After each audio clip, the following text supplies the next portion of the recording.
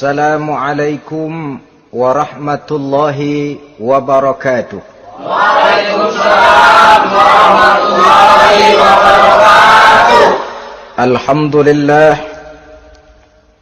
Alhamdulillahil jabbaril qahhar, al-azizil ghaffar, khaliqil jannati wan nar.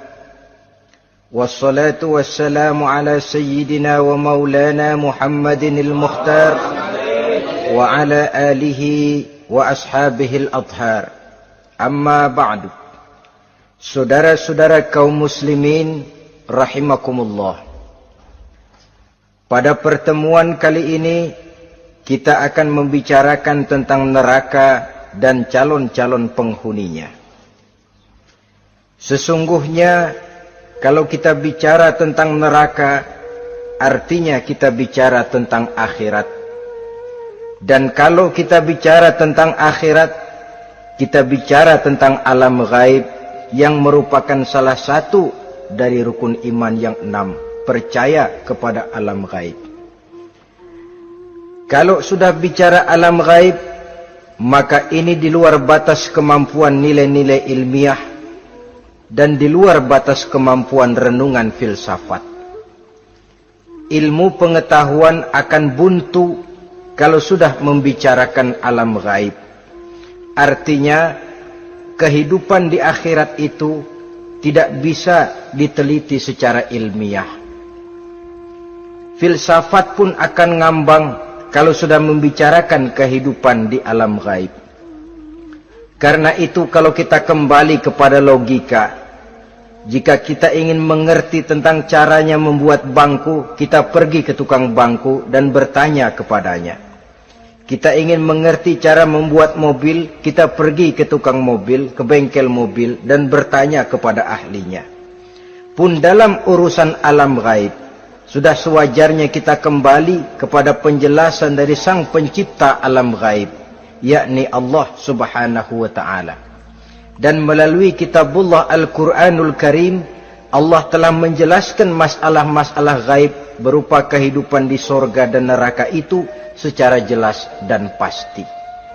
Dengan kata lain, di dalam membicarakan tentang neraka ini, yang menjadi dasar daripada pemikiran kita adalah rasa iman kepada Allah subhanahu wa ta'ala. Karena soal neraka tidak pernah bisa dibuktikan dengan ilmu pengetahuan. Tidak bisa diselidiki sebab orang yang sudah pulang ke sana pun tidak pernah kembali lagi kemari untuk kita tanya bagaimana hal ihwal keadaan di sana. Saudara-saudara kaum muslimin rahimakumullah. Neraka dalam istilah Quran selalu disebut dengan narun, yaitu suatu tempat di akhirat nanti yang wujudnya berupa api yang bergejolak, bernyala dengan teramat dahsyatnya, sehingga dapat mengelupaskan kepala setiap orang dan menjulang ke hati. Diriwayatkan oleh Imam Bukhari dan Muslim bahwa Rasulullah sallallahu alaihi wasallam pernah bersabda, Narukum hazihi allati tuqiduna juz'un min sab'ina jazaan min harri jahannam. Qalu wallahi in kanat lakafiyatun ya Rasulullah. Qala fa innaha fadlat bi 69 jazaa. Apimu yang kamu pakai di dunia ini, kata Nabi, untuk memasak, untuk menyalakan lampu, api yang kau pakai di dunia ini cuma satu bagian kecil dari 70 kali bagian panasnya neraka jahanam. Sahabat waktu itu terperanjat lalu berkata, Wallah in kanat lakafiyatun ya Rasulullah. Ya Rasul, api di dunia ini saja sudah cukup untuk menghanguskan kami, untuk menghanguskan apa yang ada. Bersabda Rasulullah sallallahu alaihi wasallam, maka sesungguhnya api neraka itu dilebihkan panasnya dengan 69 kali daripada panasnya api di dunia ini. Jadi sepanas-panasnya api yang pernah kita rasakan di dunia ini, maka api di neraka nanti 69 kali lebih panas dari api yang kita rasakan paling panas di dunia.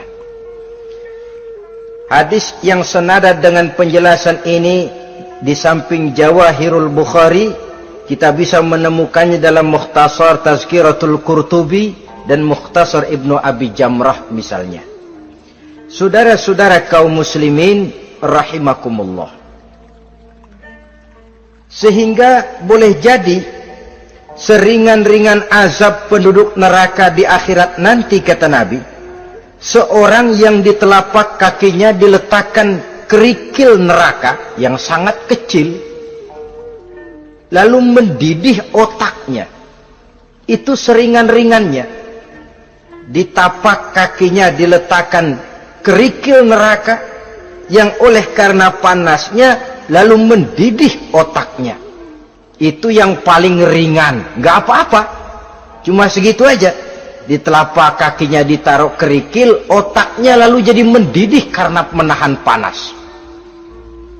Pantas kalau satu hari Luqmanul Hakim pernah memberikan nasihat kepada anaknya, kata beliau, "Anakku, kerjakanlah dosa seberapa kekuatanmu menanggung azab Allah, dan laksanakan ibadah seberapa hajat dan keperluanmu kepada Allah. Berapa banyak hajatmu kepada Allah, begitulah kamu harus beribadah. Kalau kamu merasa tidak berhajat dan tidak perlu apa-apa kepada Allah, ya tidak usah ibadah." Logikanya kan begitu. Saudara-saudara, dalam hidup ini ada nggak yang nggak perlu kepada Allah? Ada nggak? Seluruh kita memerlukan Allah. Karena itu Luqman betul dengan bahasa diplomatis, "Anakku, kerjakan ibadah seberapa hajatmu kepada Allah. Makin banyak hajatmu kepada Allah, makin banyak hendaknya kamu melaksanakan ibadah. Tapi kalau kamu sudah bisa merasa bisa hidup tanpa Allah, persilahkan kamu tidak usah ibadah." Sebaliknya, kerjakan dosa seberapa kekuatanmu menanggung azab siksaan Allah. Kalau merasa sudah belajar ilmu kebal, kira-kira di neraka nanti nggak apa-apa, persilahkan kerjakan dosa sebanyak-banyaknya. Tapi kalau masih berpikir, gua mah jangan dibakar di neraka, nginjek puntung rokok gua lompat. Kalau masih berpikir ke situ, ya hati-hati, saudara-saudara. Nah, sebagaimana surga, neraka pun ada pintu-pintunya. Dan yang melalui pintu-pintu itu sesuai dengan dosa yang dia kerjakan pada waktu kehidupannya di dunia ini. Jadi setelah manusia diadili, mereka kumpul di padang mahsyar beramai-ramai. Yang mendapat kitab di tangan kanan, yang selamat dari proses pengadilan, yang sudah nyata lebih banyak kebaikannya daripada kesalahannya, wajah mereka berseri-seri. Tapi yang rapotnya merah, yang timbangannya lebih banyak kejahatannya, mereka mukanya udah pada gulem. Di tengah itulah kedengaran pernyataan dari Allah Subhanahu wa ta'ala, "Salamun qaulan min Rabbir Rahim." Ada ucapan selamat dari Allah, Tuhan yang Maha Pengasih dan Maha Penyayang. "Salamun alaikum." Selamatlah kamu, wahai orang-orang yang kelak akan sampai ke surga. Yang lulus di pengadilan dapat ucapan selamat dari Allah. Tapi pada saat itu juga Allah mengatakan, "Wamtazul yauma ayyuhal mujrimun." Pada hari ini, semua orang-orang yang kurang ajar, supaya minggir. Wamtazul yauma ayyuhal mujrimun. Orang-orang yang durjana, kelompok durhaka, para pembuat dosa, misah hari ini, minggir semuanya. Kamu akan digiring ke dalam neraka. Saudara-saudara kaum muslimin rahimakumullah.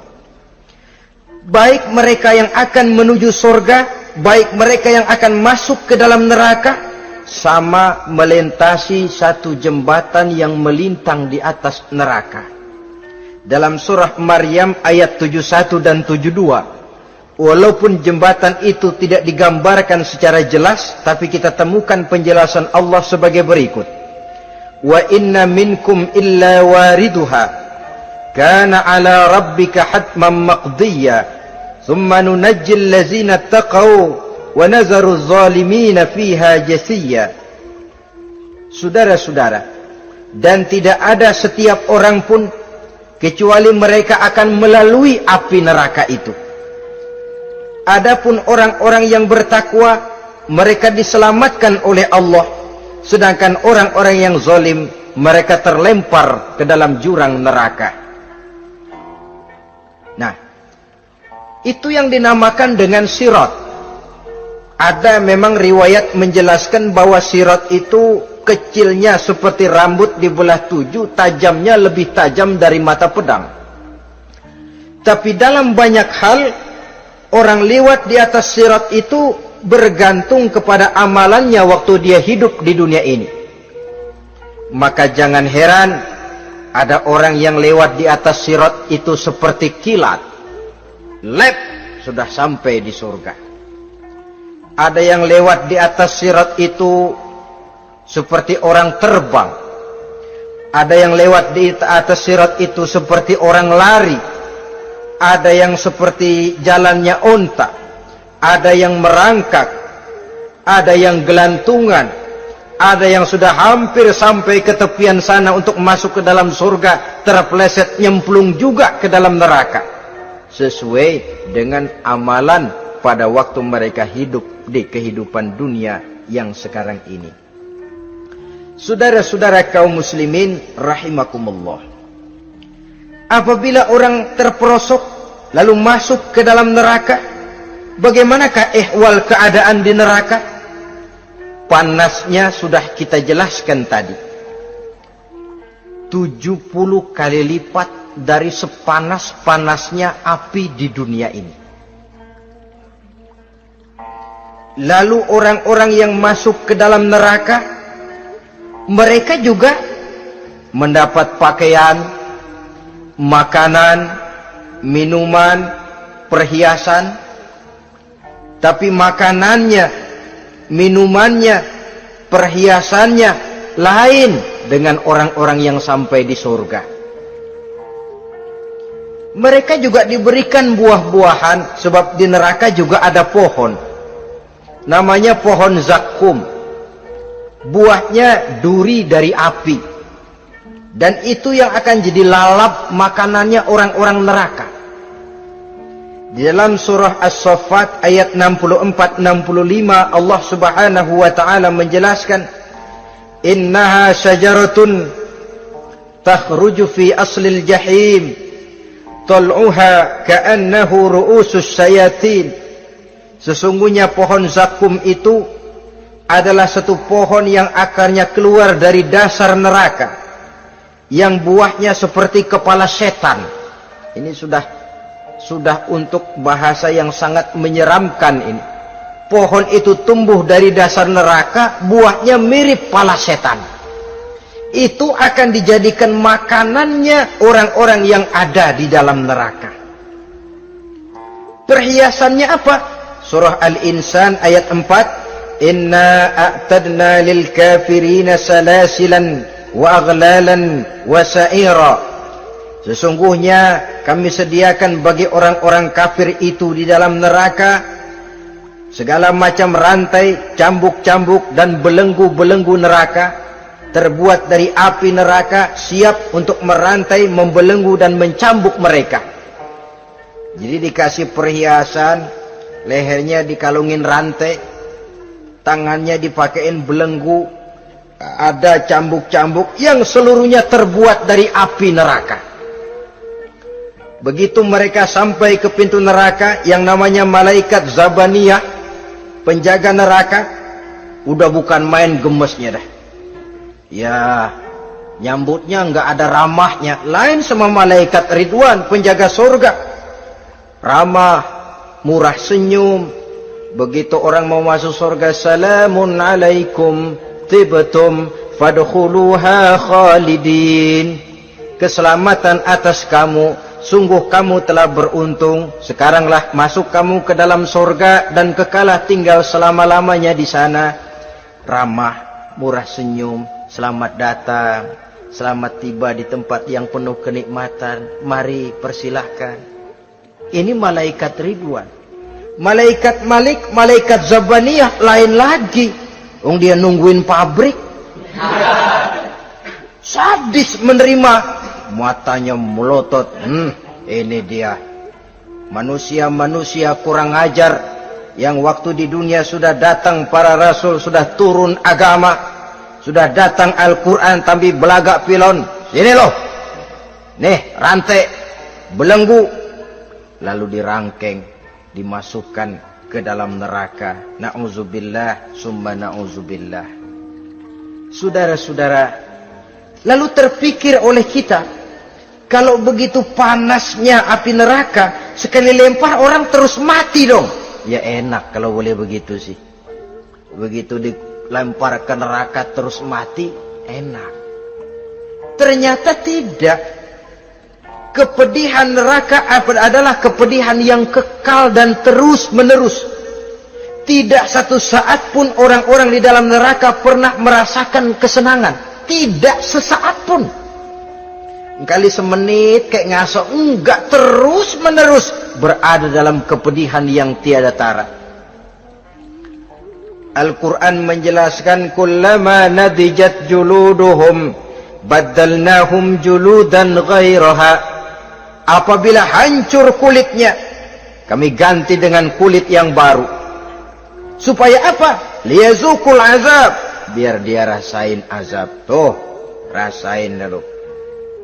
Hancur kepalanya, buletin lagi, hancur kulitnya, bikin lagi, berantakan isi perutnya, disempurnakan lagi, digiling lagi. Terus menerus begitu, tidak sedetik pun penduduk neraka itu pernah mengalami istirahat.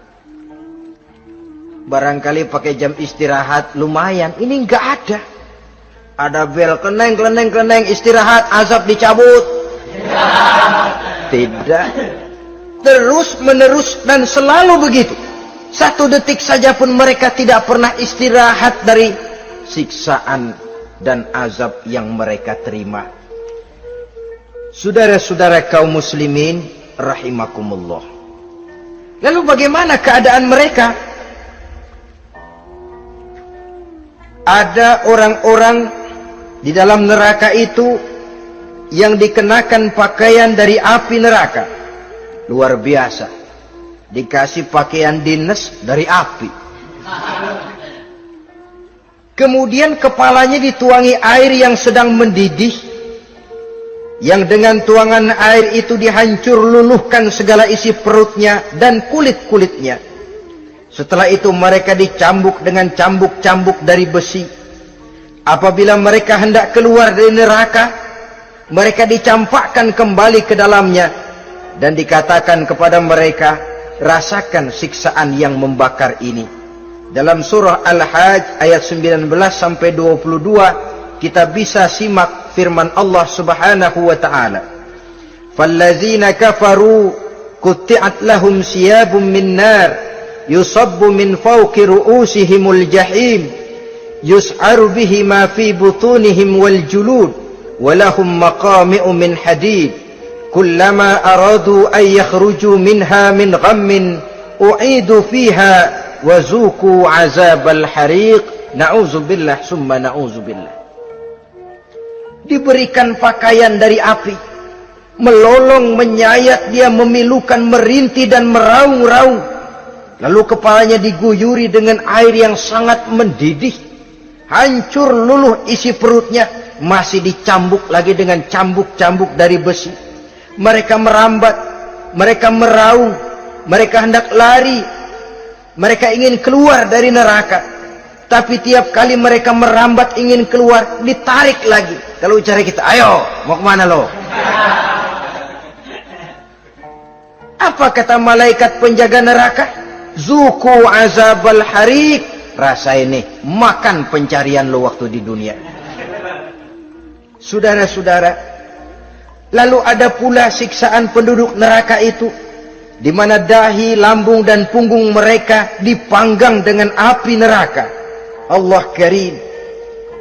Kita di dunia ini tertusuk paku saja waktu berjalan, sudah bukan main pedihnya. Tertusuk duri saja, sudah bukan main pedihnya. Ini punggungnya, lambungnya, macam disate, dipanggang dari api neraka. Dalam At-Taubah ayat 35, kita temukan firman Allah, fi nari jahannama fatukwa biha hibahuhum wa junubuhum wa zuhuruhum. Na'udzubillah summa na'udzubillah. Kemudian ada pula penduduk neraka itu yang disiksa, lehernya diikat dengan rantai. Mereka spontan diseret-seret dengan sekeras-kerasnya dan dilemparkan ke dalam lautan air yang sedang mendidih. Kemudian mereka dibakar dalam api yang bergejolak dan menyala-nyala.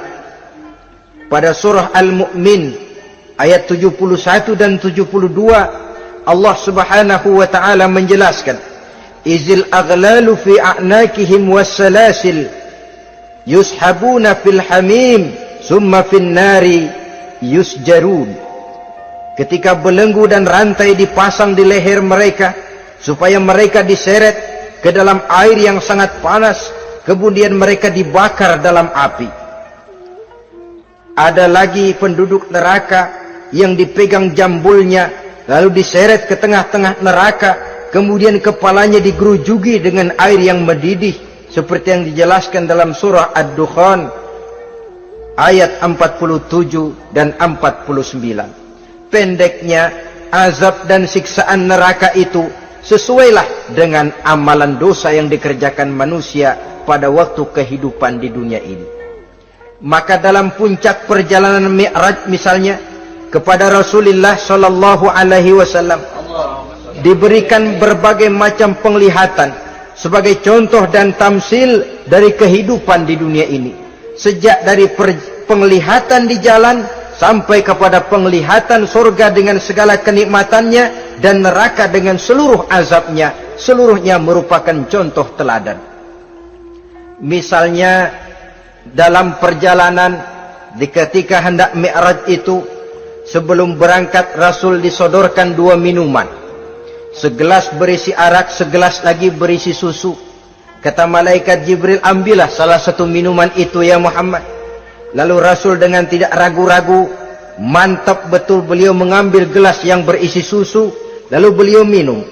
Setelah beliau minum itu, malaikat Jibril berkata, "Shaddaqta ya Muhammad." Engkau telah benar Muhammad. Laqad asabtal haqq, pilihanmu tepat. Kenapa ya Jibril?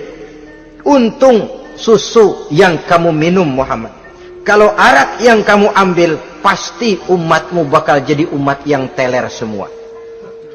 Ini pun satu contoh buat kita semua, bahwa dalam kehidupan kita selalu berhadapan dengan susu dan arak, berhadapan dengan hak dan batil, berhadapan dengan benar dan salah. Maka hati-hati kita jangan sampai salah pilih karenanya. Lalu yang ada kaitannya dengan persoalan kita, penglihatan yang diberikan Allah kepada beliau di neraka.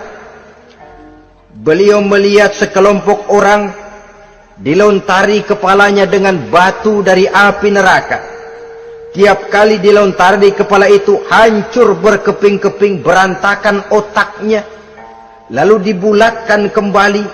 Setelah kepala itu bulat kembali, disambitin lagi. Menjerit, meraung, merintih kesakitan, hancur kepalanya, berantakan otaknya. Lalu dibulatkan lagi, terus menerus begitu, tidak pernah berhenti. Sampai Rasul bertanya, ya Jibril, ini orang kenapa kepalanya dilontari dengan api neraka sampai hancur lalu dibulatkan kembali? Kata malaikat Jibril, ya Muhammad, itulah contoh daripada umatmu yang berat untuk sujud kepada Allah Tuhannya. Itulah contoh dari umatmu yang waktu hidup di dunianya tidak pernah mendirikan solat sama sekali. Sombong yang paling sombong adalah sombong kepada Allah. Artinya tidak mau sujud kepada Sang Maha Penciptanya.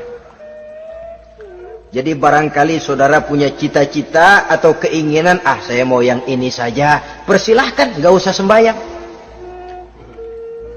Lalu ada lagi sekelompok kaum, perutnya besar, sebesar rumah, dililit dengan kala dan ular dari api neraka, diseret-seret dia di jurang neraka, dipatoki ular, hancur perutnya, dibulatkan lagi perut itu, diseret kembali, hancur lagi, dibulatkan lagi, terus menerus seperti itu. Kata Nabi, ya Jibril, ini apa lagi? Kata malaikat Jibril, wahai Muhammad, inilah contoh daripada umatmu yang waktu di dunia suka makan riba alias renten, dan suka makan harta anak yatim, suka ngobyekin anak yatim, sok jadi pengasuh anak yatimnya lapar, pengasuhnya yang pada kenyang. Saudara hadirin yang saya muliakan, orang yang makan riba alias renten, orang yang makan harta anak yatim, begitu gambaran yang diperlihatkan kepada baginda Rasulullah sallallahu alaihi wasallam. Sebagian lagi ada penduduk neraka yang kukunya terbuat dari tembaga dari api neraka, panjang sangat kukunya itu, lalu mencakar-cakar mukanya sendiri, hancur mukanya berantakan, dicakari oleh kukunya itu, lalu dibulatkan lagi, dicakar lagi, hancur lagi, dibulatkan lagi. Pengangguran bener nih orang, muka sendiri dicakarin sendiri.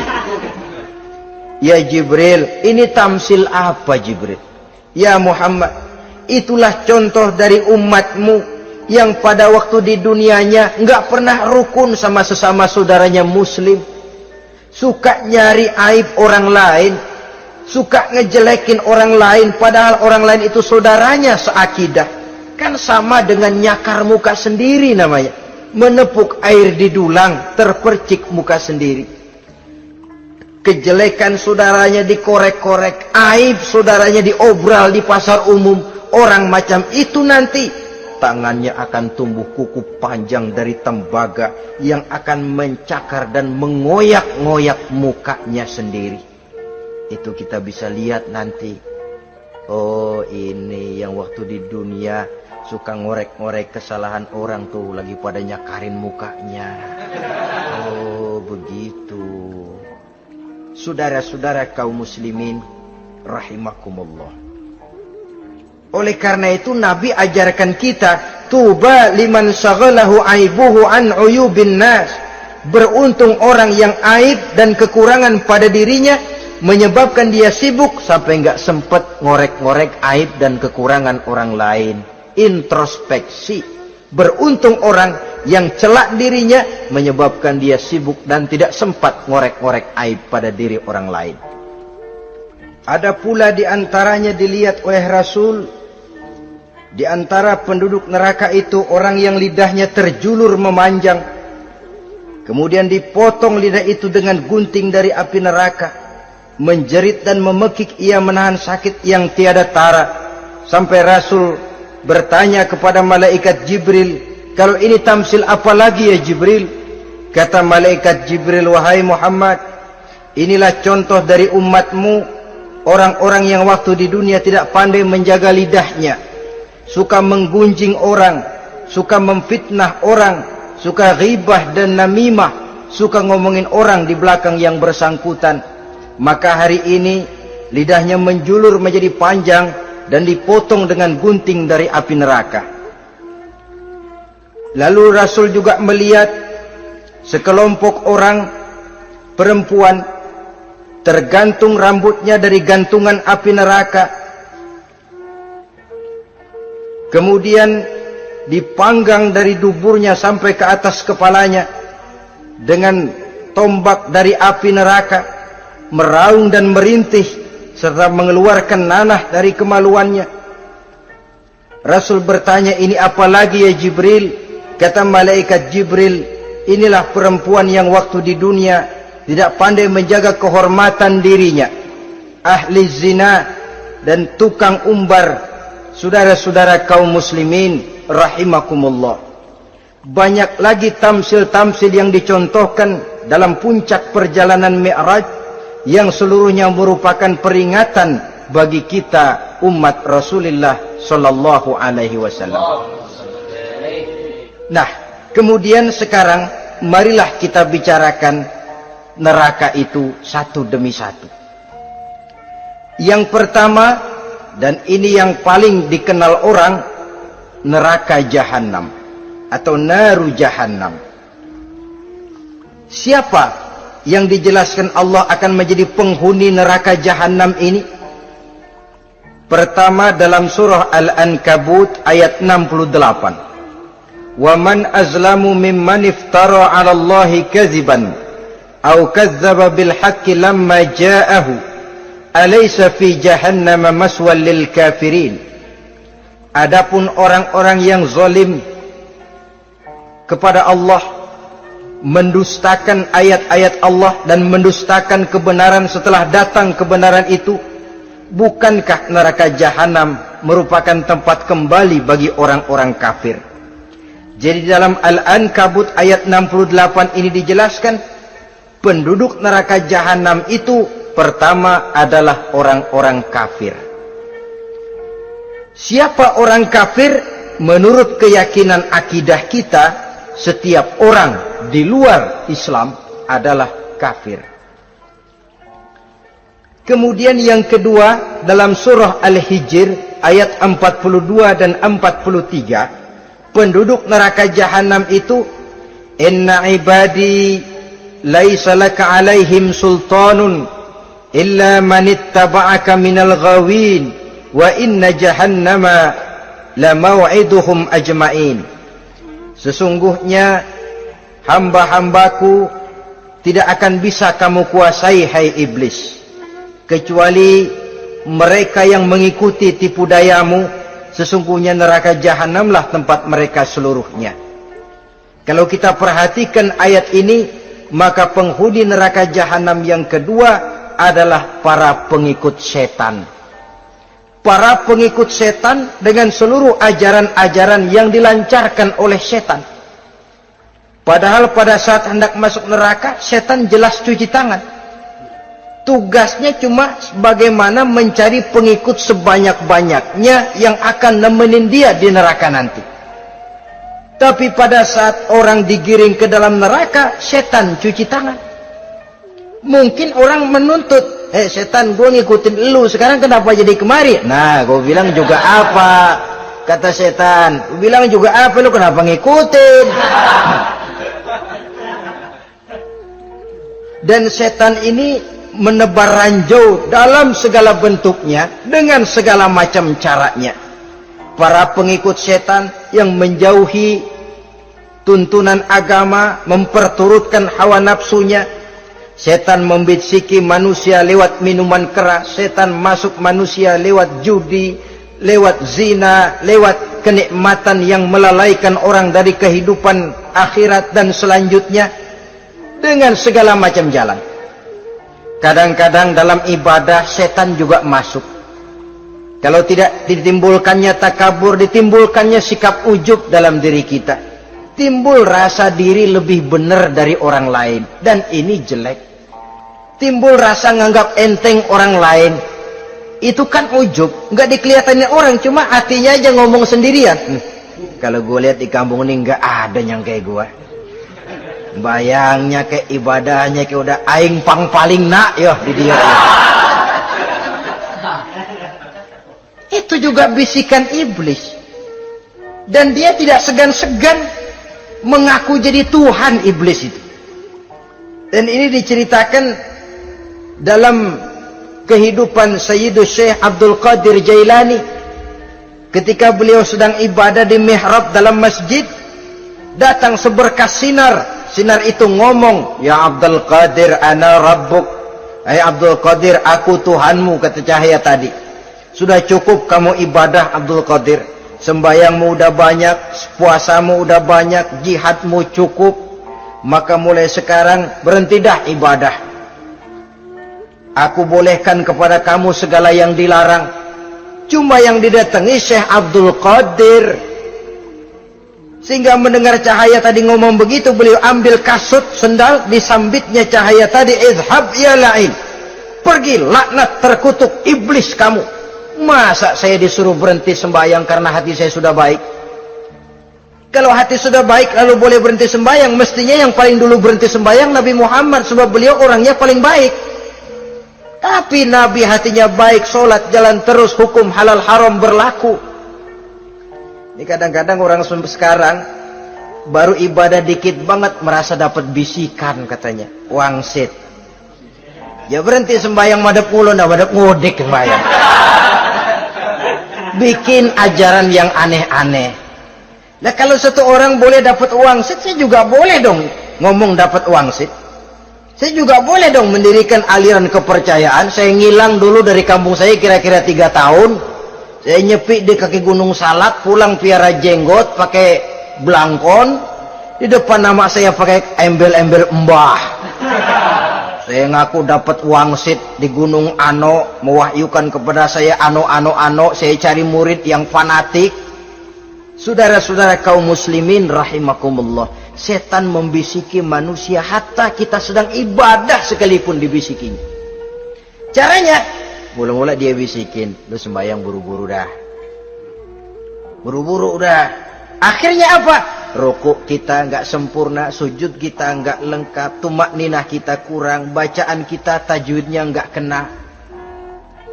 Kalau itu bisa kita atasin, kita sembahyang sebagaimana yang seharusnya, dia bisiki lewat jalan lain lagi. Surahnya yang pendek-pendek aja dah. Atau habis sembahyang udah sigrah, udah jangan pakai wirid, jangan pakai zikir. Dengan segala macam jalan. Dibisikinya was-was ke dalam diri kita. Sehingga ada satu riwayat walaupun dhaif tapi ini baik untuk dijadikan pelajaran. Konon iblis itu kalau subuh keliling dia. Bawa kulit kambing, jarum, sama tepung. Ditanya orang, iblis ini buat apa? Oh, kulit kambing. Gunanya tahu nggak? Kalau begitu subuh, sudah muazin bilang, as-salatu khairum minan naum. Salat lebih baik daripada tidur. Maka ini kulit kambing mulai aku hamparkan buat hamba-hamba Muhammad. Jadi begitu dengar azan, cuma udah bikin anget udah tidur. Kenapa? Kulit kambing belis masuk. Saudara-saudara, lalu kata orang tadi lagi, lah kalau tepung buat apa itu? Oh, tepung itu kalau umat Muhammad mau baca Quran, baca kitab, mutolaah, gua aurin tepung matanya biar dia sepet. Makanya kalau sudah ngaji, baca Quran, bawaannya udah ngantuk aja ngantuk. Oh begitu, iya. Lah kalau duri paku itu buat apa? Nah ini duri paku. Kalau umat Muhammad mau hadir di majelis taklim, mau pergi ngaji, mau duduk iktikaf di masjid, gua pasangin paku di pantatnya. Jadi kalau sudah duduk di masjid, kelasat, kleset. Hadir di majelis taklim, kelasat, kleset. Bawaannya mau udahan melulu. Itu duri-duri dan paku-paku yang memang ditebarkan oleh iblis. Saudara-saudara kaum muslimin rahimakumullah, jadi para pengikut setan dengan segala macam perangkapnya ini pun, ya perangkap setan itu ya dunia. Dunia itu ya isinya harta, tahta, wanita. Kan perangkap dunia itu. Harta, tahta, wanita, ini sering bikin orang buta.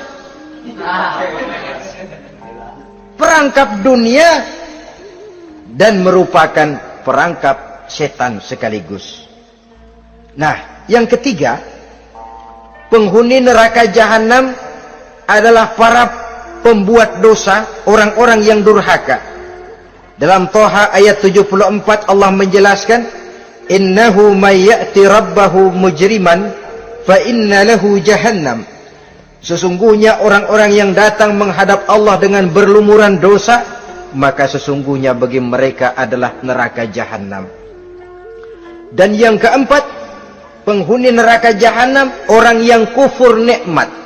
Tidak cuma kufur iman, tapi kufur nikmat bisa menyebabkan orang masuk neraka jahanam. belum pernah merasakan dalam hidupnya bahwa Allah memberikan nikmat kepadanya, bagaimanapun besar karunia dan nikmat itu. Dalam surah Ibrahim ayat 28-29 Allah menjelaskan, alam tara ilal ladzina baddalu ni'matallahi kufran wa ahallu qaumahum darul bawar jahannama yaslaunaha wa bi'sal qarar. Tidaklah engkau perhatikan, tidaklah kau lihat orang-orang yang mengganti, menukar nikmat Tuhannya dengan kekufuran. Diberikan nikmat berupa Islam, digantinya dengan kekufuran. Dia tidak tahan kesengsaraan dunia lalu memilih kesengsaraan akhirat. Padahal kesengsaraan akhirat lebih abadi dari kesengsaraan dunia. Ada orang yang gak tahan miskin dunia, lalu menjatuhkan pilihan lebih memilih miskin akhirat. Ya Allah, keliru besar.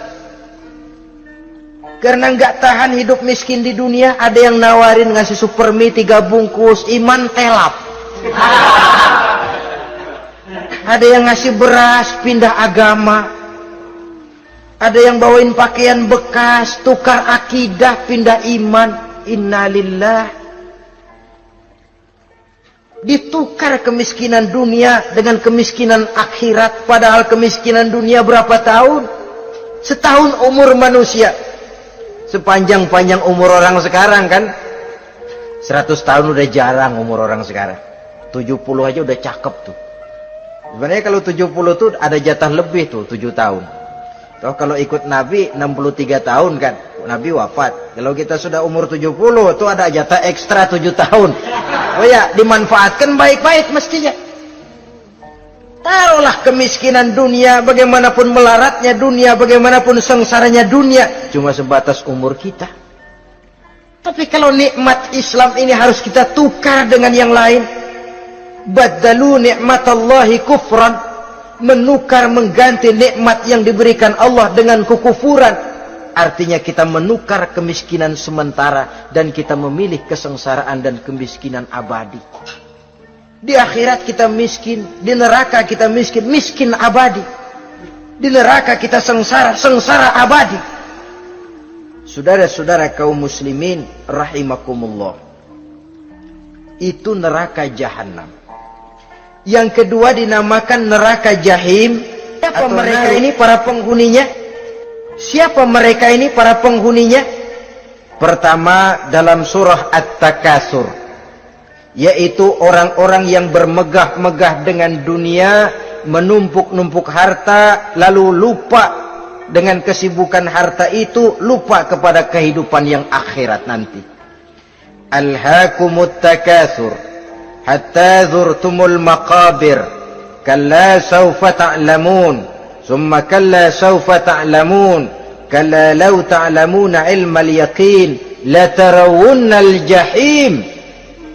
Kamu telah lalai akibat apa? At-takasur. Ini penyakit pertama yang menyebabkan orang sampai ke neraka jahim. Penyakit takasur. Dan itu penyakit zaman sekarang. Berlomba-lomba dengan kemegahan materi, berlomba-lomba dengan kemegahan dunia. Padahal kalau urusan itu kita berlomba, tidak akan pernah sampai finish. Percayalah itu, tidak akan pernah finish. Sebab kemegahan dunia siklus, lingkaran setan. Kita anggap kalau punya duit 1 juta tenang, punya 1 juta berubah pikiran, lain lagi. Kita anggap kalau punya mobil enak, sudah punya mobil, lain lagi problemnya. Kita anggap kalau rumah sudah gedung, enak hidup, punya rumah gedung, lain lagi problemnya. Makanya pesan Nabi, kalau ingin hidup tenang, urusan dunia lihat ke bawah, urusan akhirat lihat ke atas. Sering dicontohkan kalau punya mobil, bilang alhamdulillah kita punya mobil, tangga kita cuma punya motor. Kata yang punya motor, syukur banget kita punya motor, tangga kita punya sepeda doang. Kemana-mana kekejek mulu, dayung. Kata yang punya sepeda, alhamdulillah kita punya sepeda, tetangga kita cuma jalan kaki, kemana-mana ngetuk mulu. Kata yang jalan kaki, alhamdulillah masih bisa jalan, tangga kita sebelah lumpuh bertahun-tahun nggak kemana-mana. Kata yang lumpuh, alhamdulillah masih hidup, tangga kita kemarin mati nggak balik lagi. Itu dalam urusan dunia. sehingga sifat takasur ini hilang. Tapi urusan akhirat, lihat ke atas. Kalau dia begitu sibuknya bisa jaga sholat, kenapa saya tidak? Kalau dia hidupnya sederhana, rajin sedekah, kenapa saya yang lebih kok enggak sanggup? Kalau dia bisa baca Quran, kenapa saya enggak? Lalu timbul gairah ingin mencontoh. Mencontoh orang dalam urusan ibadah menimbulkan ketenangan jiwa. Dan itu ada garis finishnya. Tapi kalau yang lumpuh lihat yang bisa jalan lihat yang naik sepeda, yang sepeda punya lihat motor, sudah punya motor lihat mobil, lihat pesawat terbang, pesawat lihat kereta api. Kapanlah awak nih mau bersyukur? Yang ada kurang saja padahal nikmat itu tidak pernah berhenti. Bukan dilarang orang kaya, tetapi perlombaan memperkaya diri itu yang dilarang. Karena kalau sudah perlombaan namanya jor-joran sifatnya. Prinsipnya tujuan menghalalkan cara ini yang dijaga oleh agama. Saudara-saudara, selain penyakit takasur yang menyebabkan orang sampai ke neraka jahim, juga perbuatan durjana. Dalam Al-Infitor ayat 13-14, innal abrara lafi na'im wa innal fujjara lafi jahim. Orang-orang yang berbakti, berbuat kebajikan, mereka akan mendapatkan neraka surga naim. Tetapi orang-orang yang fujar, durjana, kurang ajar, durhaka, lafi jahim, mereka akan mendapatkan neraka jahim. Lalu siapa lagi penghuni jahim itu? Orang-orang yang menentang dan menantang ayat-ayat Allah. Wallazina sa'au fi ayatina mu'ajizin ulaika ashabul jahim. Dan orang-orang yang berusaha menantang ayat-ayat Allah sehingga melemahkan orang-orang yang mau mengikuti rasul-rasul Allah.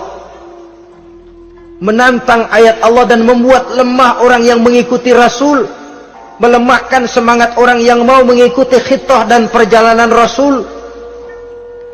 Kamu membangun masjid, iya. Berat, jangan. Jangan aja kapok. Majelis taklim, pahit. Ngaji, berat, melemahkan ini. Sudah dia rusak, merusak lagi. Kalau rusak kan cuma sendirian. Ini tidak, sudah rusak, merusak. Mu'ajizin, melemahkan orang-orang yang mau mengikuti ayat-ayat Allah. Dan itu tidak jarang zaman sekarang ini. Orang yang melemahkan semangat kita dalam berjuang menegakkan kebenaran. Kita yakin Islam agama yang benar, kita yakin Islam agama yang sempurna. Ada saja orang yang melemahkan semangat kita, yang berteori bahwa ada ayat-ayat Quran yang tidak relevan lagi dengan situasi dan kondisi, yang berteori bahwa Nabi Muhammad cuma sebagai manusia biasa yang tidak terlepas kemungkinan dari salah. Pendeknya melemahkan nilai-nilai semangat kita untuk memperjuangkan Islam ini. Ini pun termasuk mu'ajizin. Mereka akan menemukan nanti di akhirat kapling di dalam neraka yang dinamakan neraka jahim. Na'udzubillah summa na'udzubillah. Yang ketiga, saudara-saudara, di antara nama neraka itu adalah neraka hawiyah. Siapa penghuni neraka hawiyah ini? Dalam surah Al-Qari'ah ayat 8-11 dijelaskan secara simpel, wa amma man khaffat mawazinuhu fa ummuhu hawiyah. Adapun orang-orang yang ringan timbangan kebaikannya, maka tempatnya adalah neraka hawiyah.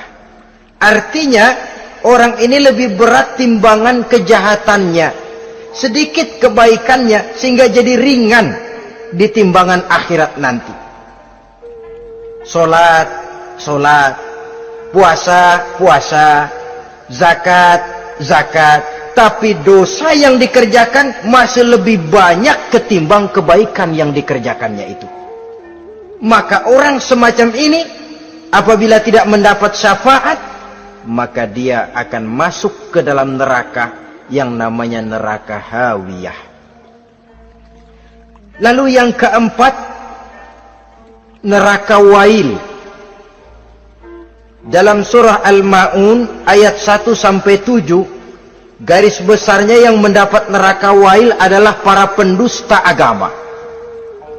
Siapa sih pendusta agama itu? Ara'aita allazi yukazzibu biddin.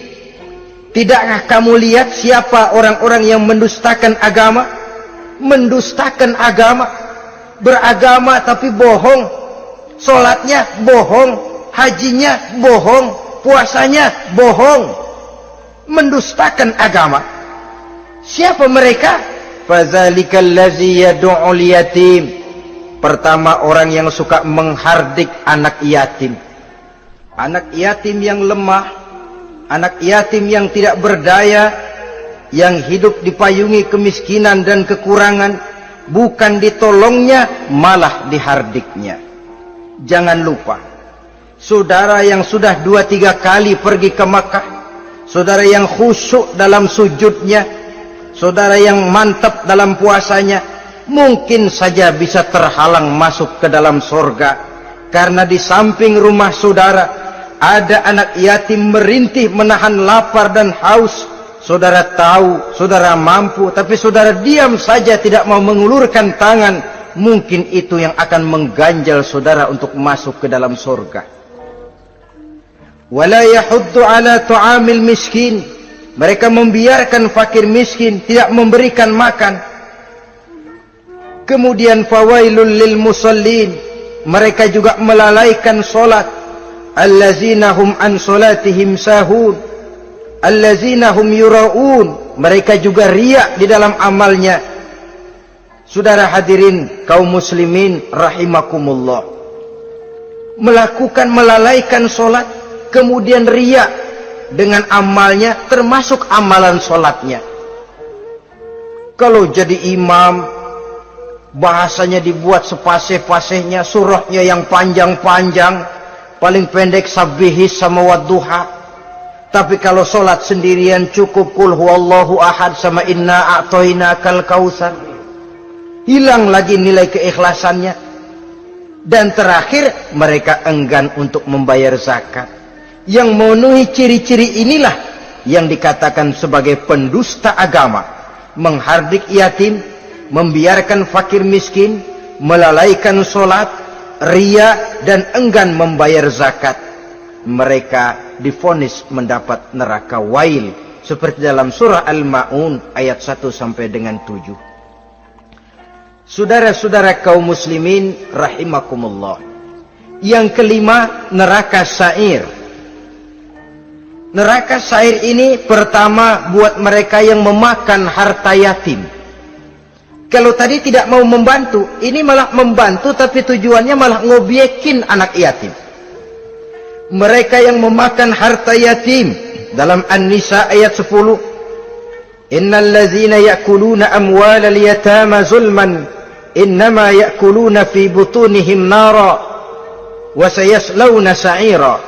Sesungguhnya orang-orang yang memakan harta anak-anak yatim dengan zalim, mereka sebenarnya telah memakan neraka, memasukkan api neraka ke dalam perutnya. Mereka akan dilontarkan ke neraka sa'ir.